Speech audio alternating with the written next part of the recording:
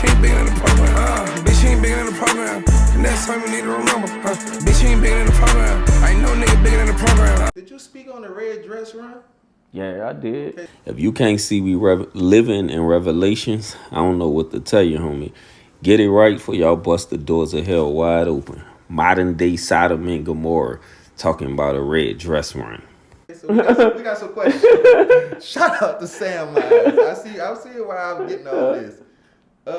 How do you feel about the red dress run event? What concerns you most about it? It's abomination, man. Abomination to the Lord. All sin is sin. But God said homosexuality, and this is not to bash them people, so don't take that wrong.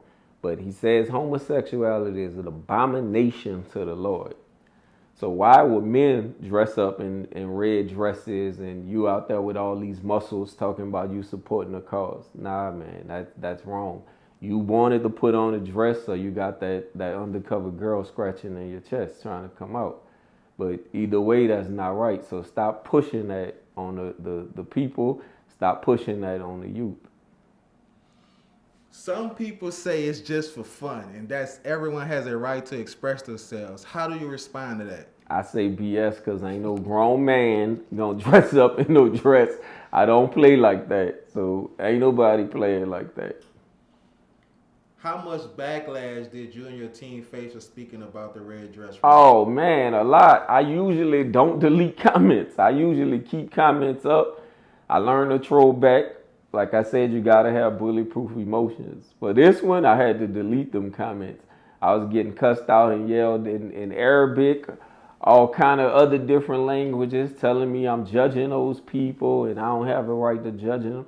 I'm not judging those people. I'm not God. I'm not judging nobody. What I'm speaking on is that actual sin and that act. But those people, I'm not judging those people. But I'm telling you what God says is an abomination to God to live in a homosexual land. So to clarify for the people, because I want to know, it's nothing like a hate toward them. Like if you had a family member, would you embrace them still? Yeah, I would. It's just with the Bible. You're going by with the Bible, right? That is abomination to God, and I understand why some people are gay. So let's take a guy that was molested. He don't know how to handle that because most of them that I did talk to say that they gay because something happened to them. They won't initially say that, but if you go back and look at what happened, something happened in their life that triggered, and now they feel, or they've been teased that they were gay all the time, and nobody actually explained to them, like, yo, this is not what you are. That's a lie straight from the pits of hell.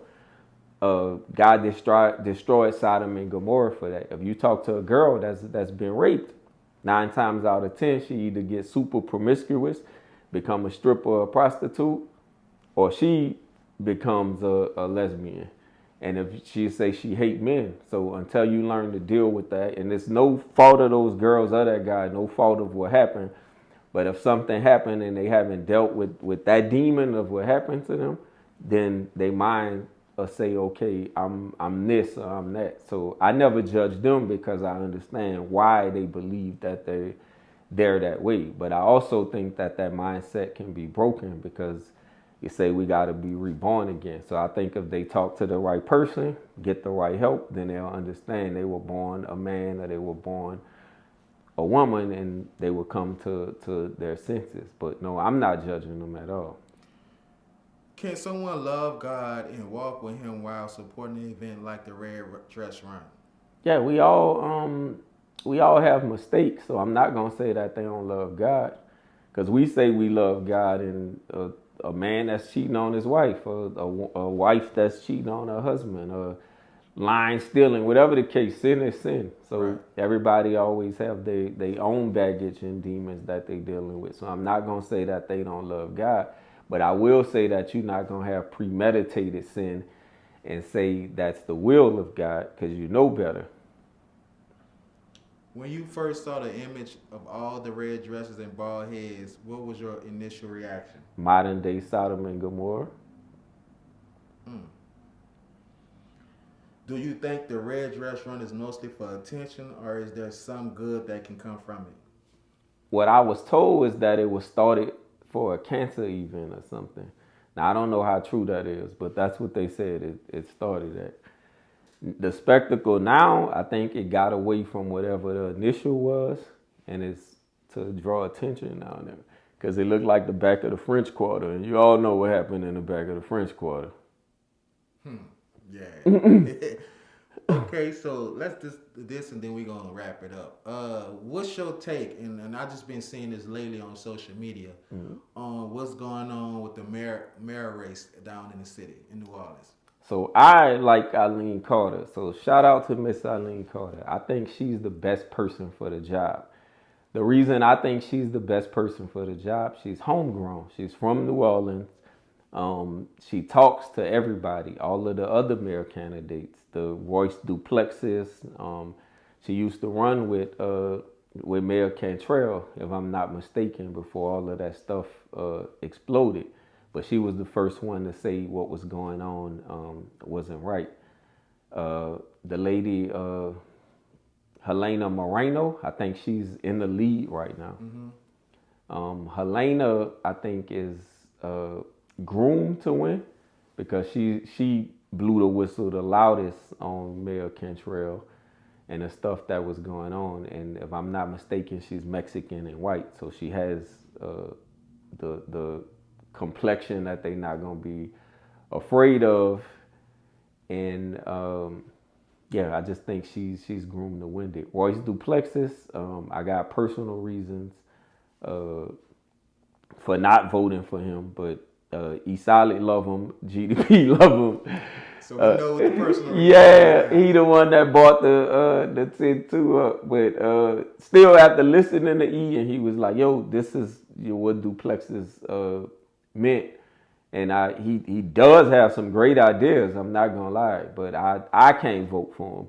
So I'm like, nah, I just again agree to disagree. So my vote is Eileen Carter, and Eileen actually has a relationship with all the candidates that are running. So I think she could get stuff done. But do I think they're gonna let her win? Probably not unless we get out to vote. So vote number 17, Eileen Carter.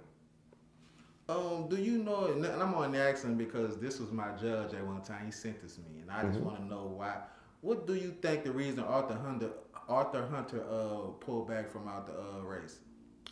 I think he probably was told that he couldn't win for whatever reason, or the flip side could be I want to see Royce win, or I want to see Eileen Carter win. So we don't split the votes.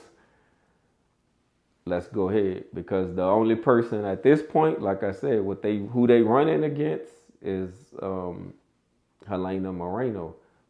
So she's going to be the one that they have to catch. So if the rest don't get together and say, okay, we got one person that we want to go head to head, then the rest of them just going to split votes. No, bitch ain't bigger than the program. Bitch ain't bigger than the program. Bitch ain't bigger than the program. Next time you need to remember. Bitch ain't bigger than the program. I ain't no nigga bigger than the program.